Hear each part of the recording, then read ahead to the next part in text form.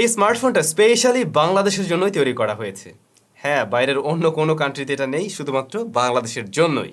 আমরা কথা বলছিলাম রেডমি নোট 11 এর 8/128GB ভ্যারিয়েন্ট নিয়ে। রেডমি নোট 11 আরও 3 মাস আগেই লঞ্চ হয়েছে বাংলাদেশ মার্কেটেও, ইভেন গ্লোবালি। তাহলে এইটা বাংলাদেশের জন্য কি করে স্পেশাল হয়? কারণ এই 8GB ভ্যারিয়েন্টটা বাইরের আর কোনো দেশেই লঞ্চ হয়নি। ভালো বিষয়, বাংলাদেশের দিকে সুনজর আছে। কয় টাকায় আসলো? 23,999 টাকা, 24,000 টাকা।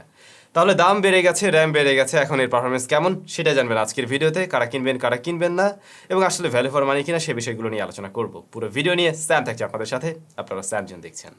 যেহেতু এই স্মার্টফোনের ফুল একটা রিভিউ আমাদের চ্যানেলে দেওয়া আছে, সো আমার মনে হয় না একদম খুঁটিনাটি সব কিছু বলার আছে। যেমন ধরুন বক্স কন্টেন্ট কী কী আছে আপনারা জানেন। ডিজাইনের দিক থেকে আগের মতো একদম সেম, মানে 6GB 4GB ভ্যারিয়েন্টগুলো যা ছিল এক্স্যাক্টলি এটাও সেরকম ডিজাইনই আছে, শুধু র্যাম বেড়েছে। আমরা রাইট সাইডে হোম বাটন পাবো, যা ফিঙ্গারপ্রিন্ট স্ক্যানার হিসেবে কাজ করবে, এবং এটা বেশ ফাস্ট অ্যান্ড একুরেট। এই যে প্রত্যেকবারই একুরেটলি কাজ করছে, এবং এখানে হালকা একটু অ্যানিমেশন ডিলে আছে, বাট অনেক বড় কিছু না। আর সেকেন্ডারি নয়েজ ক্যান্সেলেশন মাইক থাকছে, ডুয়াল স্পিকার রয়েছে উপরে নিচে, আইআর ব্লাস্টার থাকছে, 3.5mm হেডফোন জ্যাক এবং ইউএসবি টাইপ সি পোর্ট। তো এই সমস্ত কিছু থাকছে। স্মার্টফোনটির ডিসপ্লেকে প্রোটেকশন করছে Corning Gorilla Glass 3, rear panel, body frame এগুলো প্লাস্টিকের তৈরি। এই ফোনের ডিসপ্লে সাইজ হলো 6.43 ইঞ্চ, ফুল এইচডি প্লাস রেজুলেশনের AMOLED panel. High refresh rate পাবেন 90 হার্টজ। আমরা চেক করে দেখছিলাম, সেটা ঠিকভাবেই পুশ করতে পারছে। পিক ব্রাইটনেস 1000 নিটস এবং পিপিআই হলো 409। কর্নিং গরিলা গ্লাস 3 প্রোটেকশন থাকছে। তো এই সমস্ত কিছু দেখে ডিসপ্লেটা কিন্তু ভালো লাগার কাতারে থাকবে, ইভেন আমরা যদি 24,000 টাকা দিয়ে কিনতে যাই। বাট 24,000 টাকার ফোন হিসেবে লোয়ার চিনটা একটু মোটা মনে হয়েছে আমার কাছে, এবং চিন বেজেল সেটা মেনে নেওয়া যায়। ডিসপ্লের টপ সেন্টারে আমরা দেখছি সিঙ্গেল পাঁচল রয়েছে, এটাও বেশ ছোটোখাটোই।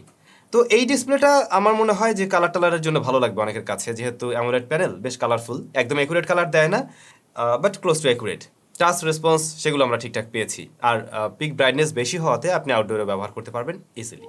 এই ফোনের টোটাল ক্যামেরা রয়েছে 5টি, রেয়ারে 4টি, মেইন সেন্সর 50 মেগাপিক্সেলের যা স্যামসাং ZN1 আইসোসেল ZN1। এরপরে 8 মেগাপিক্সেল আলট্রা ওয়াইড, 2 মেগাপিক্সেলের ডেপথ, 2 মেগাপিক্সেলের ম্যাক্রো শুটার। মেইন সেন্সর থেকে আমরা ডে লাইট বা প্রপার লাইটিং কন্ডিশনে ভালো শার্পনেস ডিটেল পাচ্ছিলাম ছবির মিডল এরিয়াতে। সাইড বা কর্নার এরিয়াতে একটু সফট মনে হয়েছে, বা ডিটেলের পরিমাণ কম মনে হয়েছে। শ্যাডো ডিটেলস আমার কাছে একটু কম লেগেছে। কালার অ্যাকুরেসির ক্ষেত্রে একেবারে প্রপার লাইটিং কন্ডিশনে মোটামুটি একুরেট কালার দিতে পারে, বাট একটু লো লাইটে শ্যাডো এরিয়াগুলোতে কন্ট্রাস্ট লক্ষ্য করা যায়, পাশাপাশি কালারও কিছুটা শিফট করতে দেখা যায়। ডাইনামিক রেঞ্জটা আমরা বলবো যে আরেকটু, যখন আমরা কিনা আসলে 24,000 টাকা দিয়ে কিনছি তখন আরেকটু বেটার আশা করি। কিন্তু আসলে এই স্মার্টফোনের অন্য ভ্যারিয়েন্টগুলো তো আমরা আরও কম দামেও পেয়েছিলাম, ইভেন 16,000 সামথিং এরকমও আমরা পেয়েছিলাম।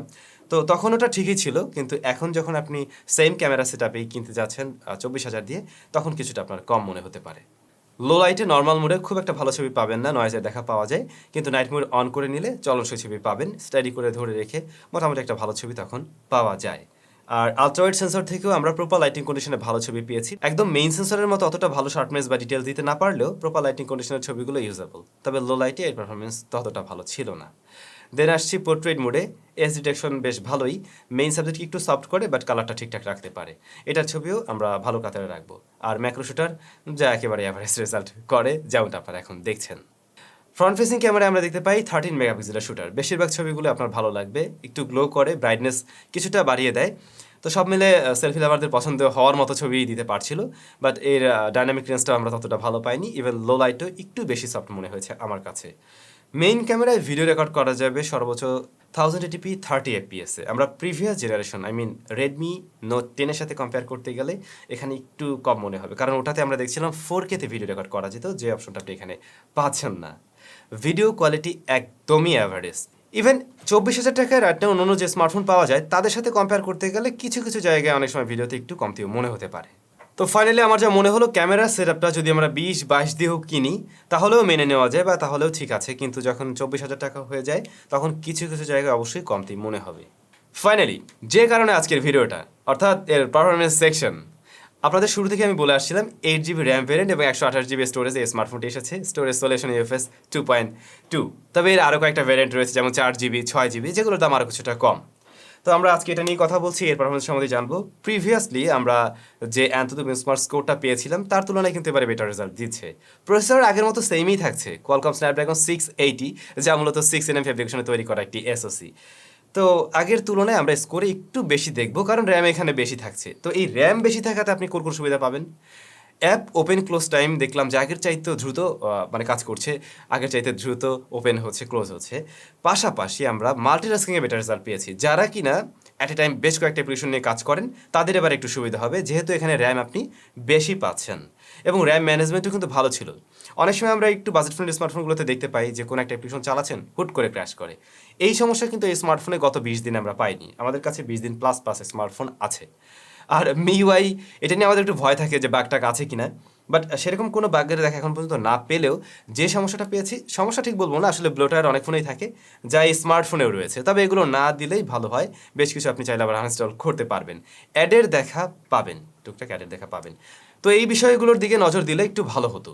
8 GB র্যাম হওয়া সত্ত্বেও অবশ্যই আমরা যখন 24,000 টাকা দিয়ে কিনতে যাচ্ছি তখন এই প্রসেসরটা কিছুটা দুর্বলই মনে হবে। এখানে যদি আমরা মানে মিডিয়াটেক হিলিও Z96 বা এই টাইপের অন্য কোনো প্রসেসর পেতাম বা স্ন্যাপড্রাগনের আরেকটু বেটার প্রসেসর, তাহলে কিন্তু এই দামে ওই প্রসেসরটা মানানসই হতো। এখন যেটা আমাদের কাছে একটু কমতি মনে হয়, কারণ অনেকেই গেমিং টেমিং করতে চাইবেন। এই স্মার্টফোনটা কিন্তু গেমিংয়ের জন্য আহামরি হচ্ছে না। রেগুলার পারফরমেন্স বা আমি যে বললাম মাল্টিটাস্কিং এগুলোর জন্য ঠিক আছে, কিন্তু গেমিংয়ে আমরা ততটা ভালো রেজাল্ট পাইনি।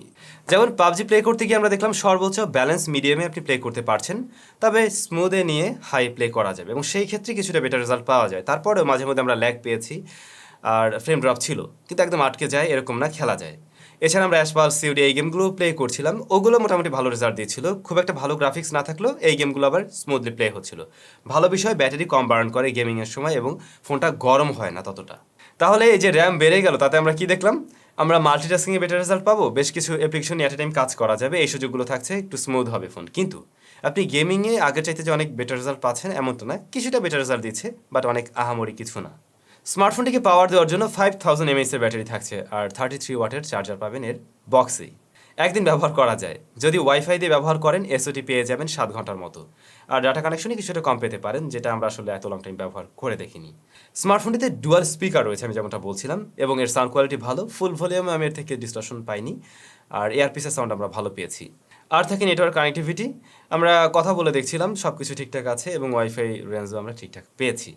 তাহলে এই তো স্মার্টফোনের কোন জায়গায় উন্নয়ন এসেছে আপনারা জেনেছেন। এবারে ফাইনালি আপনারাই বলবেন আপনাদের কাছে কেমন লাগলো এই স্মার্টফোন।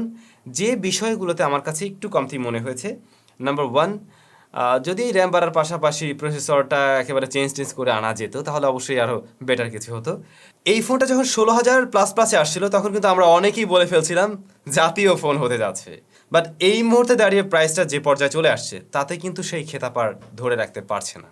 যদিও এই মুহূর্তে সব ফোনের দাম বেড়েছে, আমরা যেটাকে বলছিলাম 16,500 টাকা লঞ্চ হয়েছিল 4GB র্যাম ভ্যারিয়েন্ট, সেটার দামও কিন্তু বেড়ে গেছে, আপনারা জানেন। শুধু এটা না, অন্য সব ব্র্যান্ডের দামই বেড়ে গেছে। তো সেই জায়গা থেকে আসলে আমরা মানে সব ফোনেই এখন বেশি দামে পাচ্ছি, কিছু করার নেই। তারপরেও যদি রেডমি সবসময়ের মতো ভ্যালু ফর মানি দেওয়া ট্রাই করতো বা এই স্মার্টফোনটাকে আর একটু কম দামে নিয়ে আসতে পারতো, তাহলে প্যাকেজটা আরও দারুণ হতে পারতো। তাহলে ভালো থাকবেন, সুস্থ থাকবেন, আবার আপনাদের সাথে দেখা হবে একেবারে নতুন কোনো এক ভিডিওতে।